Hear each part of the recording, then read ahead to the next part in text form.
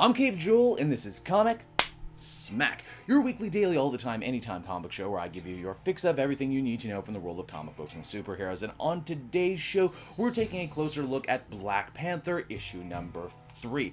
Can T'Challa battle to protect his own nation when he can't even protect himself from those he once trusted? Well, let's hop on together and find out, shall we? So, as we join this comic, we check on in with Tetu the Shaman, who, as we've seen in the previous issues, has been the one pulling the strings behind the whole Wakandan revolution/invasion. He says that the nation has lost his way, that once upon a time Wakandans didn't rely so heavily on their vibranium, that they paid homage to the spirits of the world and as such were looked after. Basically, the dude doesn't like the idea that his people traded in spiritualism and magic powers for vibranium and advanced technology, although really when you stop and think about it, Wakanda has such advanced technology it really might as well be magic in a few cases. Back with T'Challa, he confides in his stepmother about all the doubt he's feeling right now. He feels like he's been making the situation with these rebels worse at every single turn, and now he's starting to feel bad about having to keep his sister in stasis. Stepmom chooses to perk him up by saying that in his short amount of time as king, he's already overcome things that, would have crushed his father and his uncle, the former Black Panthers and rulers before him. Well, geez, someone's being super supportive. At this rate, she's going to be seeing a world's best stepmom mug under the Christmas tree this year. Now, what of the Midnight Angels? Now, in the last issue, you'll remember they used their super advanced flight suits to save a bunch of women who had been taken captive. They turned their backs for only a moment to try and deal with their own plight, and when they did, they found that most of the women they had saved had been murdered by the group who had kidnapped them in the first place. It's here the two rogue lovers hit upon the idea that even with their amazing new powers that the suits offer them, they can't enact change in their country unless they have an army to back them up, and an army they will have. Now, what of Black Panther's sister? Well, as we saw her at the end of the last issue, she's in kind of like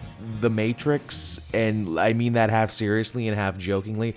Apparently, she is in like the holographic recorded history of Wakanda, and she meets a woman who looks like her mother, only she's not. She's the spirit of knowledge or something. I don't know, it's all very hard to read. The spirits basically say, hey, you were queen once and we do not doubt you will be queen again, but when you awake from this coma, we want you to carry with you our message, a message of an older Wakanda. If it's beginning to feel like this comic is cutting around a ton, it's because, well, it totally is, because we cut once again back to Black Panther, who is dealing with Tetu and his army of rebels. Panther makes quick work of the grunts and is soon backed up by his own royal soldiers, only here's the thing, Tetu manages to tap into the power of the very earth itself and ensnare both Panther and his people. Tetu says that for Wakanda to survive, it needs to be free of its royal family, free of the Black Panther, and yep, that means T'Challa needs to die. This is not where the comic ends, however. The comic ends with the Midnight Angels now backed up by a new army of warrior women ensnaring the white man-ape. You'll remember this guy is an old Black Panther villain who now found himself on the wrong side of the Angels, and that's pretty much where the comic ends. 3 issues into this new Black Panther series, and I think it's clearer now than ever before that this book isn't really so much about Black Panther T'Challa as it is about all of Wakanda. We have multiple factions all vying for their own ideal version of the nation, and Black Panther himself is just